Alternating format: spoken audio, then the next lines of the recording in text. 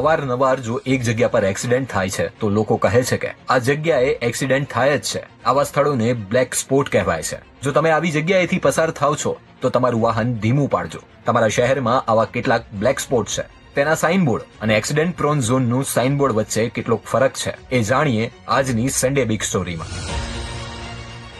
કોઈ પણ રસ્તામાં 500 મીટરના રોડ વિસ્તારમાં સતત 3 વર્ષમાં જો 5 કરતા વધુ અકસ્માત થાય કે પછી 10 કરતા વધુ લોકોના મૃત્યુ થાય તો તે સ્થળને રોડ સેફટી ઓથોરિટી દ્વારા બ્લેક સ્પોટ જાહેર કરવામાં આવે છે. ગુજરાતમાં 2022 થી 2024 સુધીમાં 56 બ્લેક સ્પોટ જાહેર થયા છે. ઝોન વાઇઝ જો આ બ્લેક સ્પોટને જાણીએ તો મધ્ય ગુજરાતમાં 16 બ્લેક સ્પોટ છે, જેમાં 4 તો ગાંધીનગરમાં આવેલા છે. એવી જ રીતે સૌરાષ્ટ્ર કચ્છ ઝોનમાં પણ 16 બ્લેક સ્પોટ છે, જેમાં સૌથી વધુ 6 એવી જગ્યાએ જ્યાં અકસ્માતો સર્જાય છે અને સરકાર તેને બ્લેક સ્પોટ કહે છે. ત્યારબાદ ઉત્તર ગુજરાતમાં 11 બ્લેક સ્પોટ છે,